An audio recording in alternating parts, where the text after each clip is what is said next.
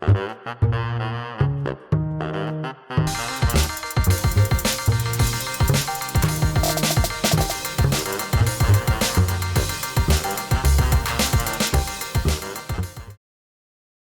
to You've Been Schooled. I'm Jamie Park. I'm Henry Chen. So we're going to start off the show today by talking about the most recent NBA playoff game.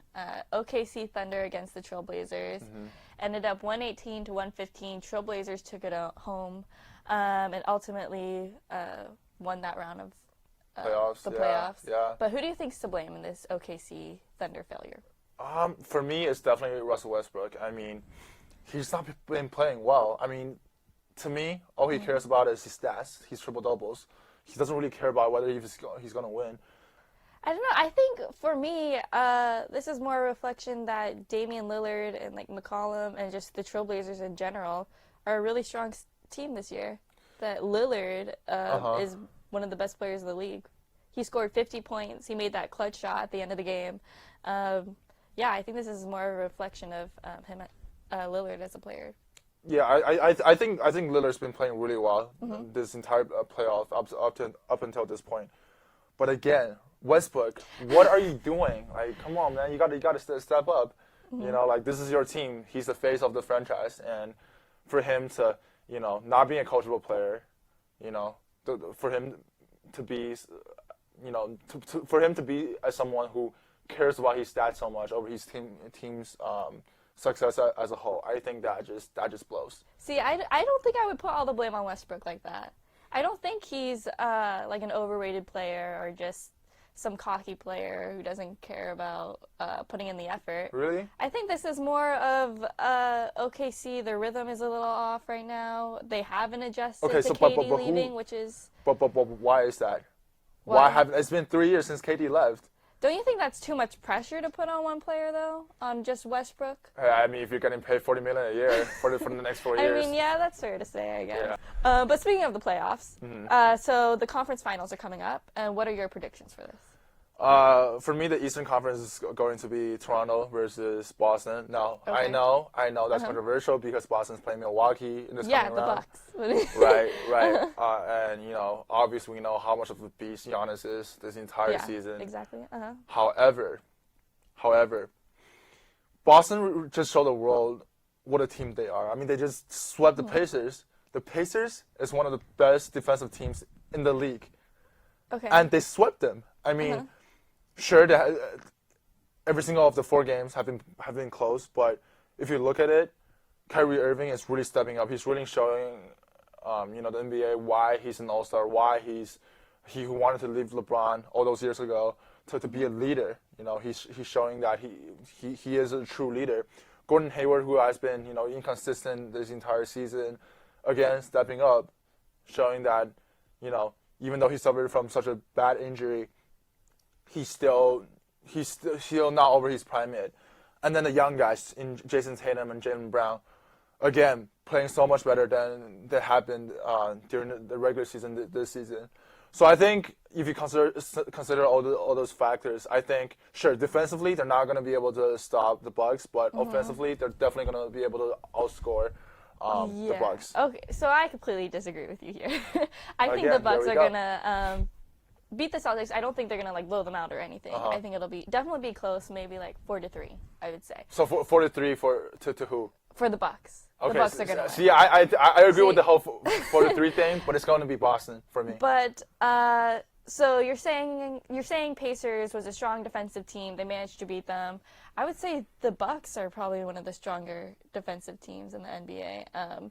They have a restricted area shooting percentage of 47, which is the lowest in the NBA. Wow.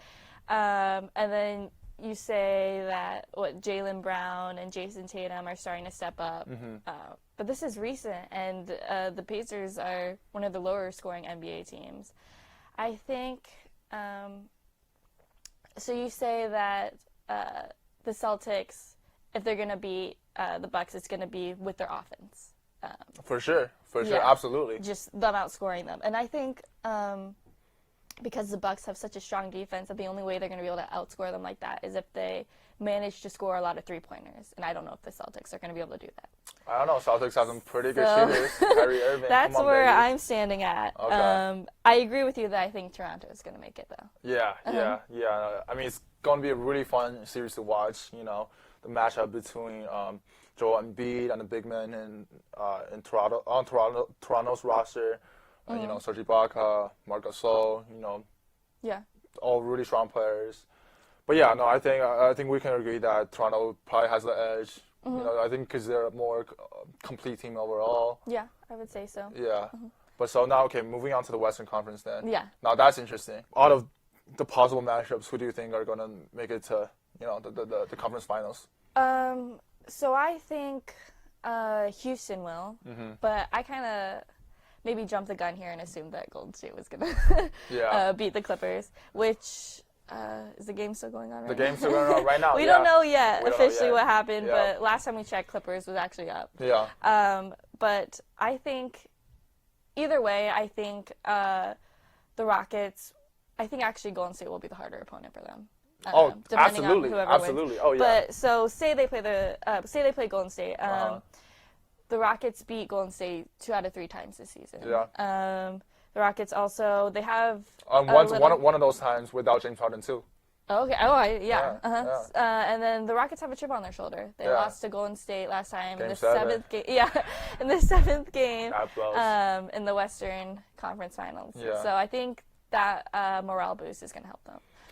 And, Yeah, most definitely. I mean, hey, Chris Paul was injured last year. Obviously, sure, Iguodala was injured for the Warriors last year, but if they were to meet in the second round, we don't know yet. But I'm assuming that's what's going to happen.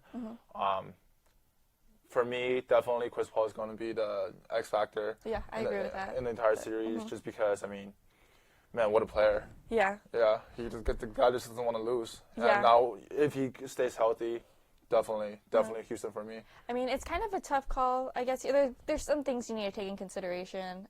Last year, Houston had home court advantage. This year, Golden State would have it if they end up moving on. Yeah. And then again, I think Golden State has a way of adjusting to Harden.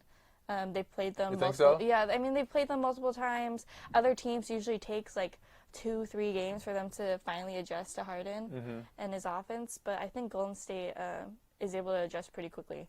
The WNBA draft was, earlier this month. Took place earlier this month. Who's the first? The first pick, Jackie Young by the Las Vegas Aces. Obviously the Aces, as a relatively new team, hasn't played that well last season. I mean, they didn't make the playoffs, but they do have Audrey Wilson, who, what a force.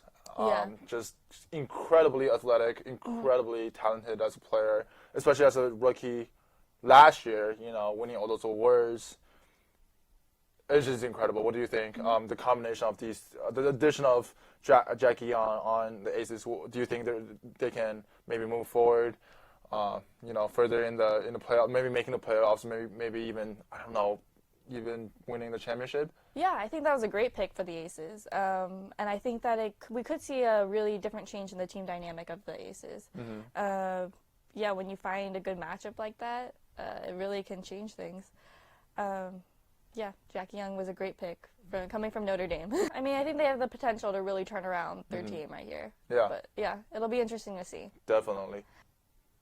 Speaking of the draft, the NFL draft, as we were talking today, is going to take place. It's going to take place tomorrow. Now, a lot of people think Arizona, who has the first pick, is going to take Kyle Murray, the quarterback.